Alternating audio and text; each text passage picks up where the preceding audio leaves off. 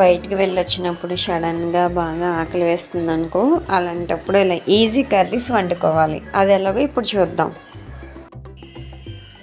ఈ 2 ఉల్లిపాయలు, 2 టమాటాలు, 2 పచ్చిమిరపకాయలతో కమ్మగా వంట చేసుకుందాం, వేడివేడిగా తిందాం. అయితే ఇప్పుడు వీడియోలోకి వెళ్ళిపోదాం. ఇదిగోండి, ఇప్పుడు టమాటాలని, ఉల్లిపాయలు, పచ్చిమిరపకాయలు కట్ చేసేసుకున్నాం.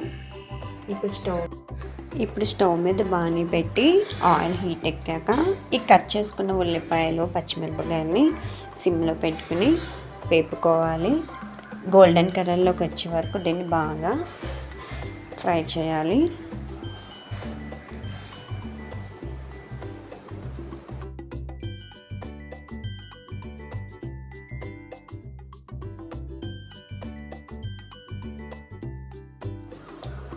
ఇప్పుడు ఇందులో ముందుగా కట్ చేసి పెట్టుకున్న టమాటాలు కూడా వేసుకుందాం.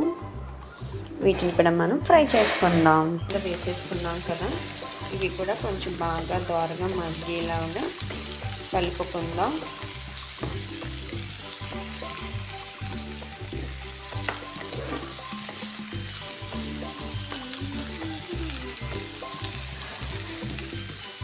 మామూలుగా నేనైతే వంట చేస్తూ ఫోన్ చూసుకునేదాన్ని, కానీ ఇప్పుడు ఫోన్లో వీడియో తీయాలి కాబట్టి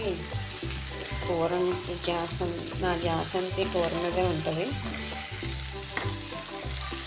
ఫోన్తో అలా ఎడిట్ అయిపోయాం మనం, నేనే కాదు మీరు కూడా అంతే. ఇప్పుడు ఇందులో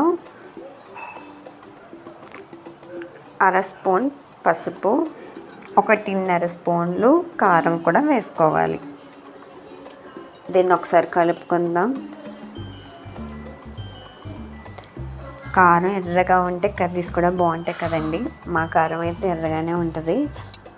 మేము ఎండుమిరపకాయలు ఎండలో పెట్టి ఆడించుకుంటాం. కాకపోతే కొంచెం బయటకున్న కారం కూడా కలపడం వల్ల రెడ్ కలర్లోకి వస్తుంది. ఇప్పుడు ఇందులో రుచికి తగినంత సాల్ట్ మరియు గరం మసాలా 1/2 స్పూన్ వేసుకొని బాగా మిక్స్ చేసుకోవాలి.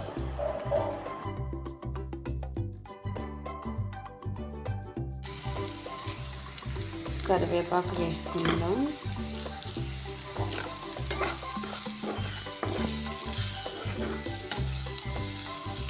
ఇప్పుడు ఇందులో కొద్దిగా వాటర్ వేసుకుందాం.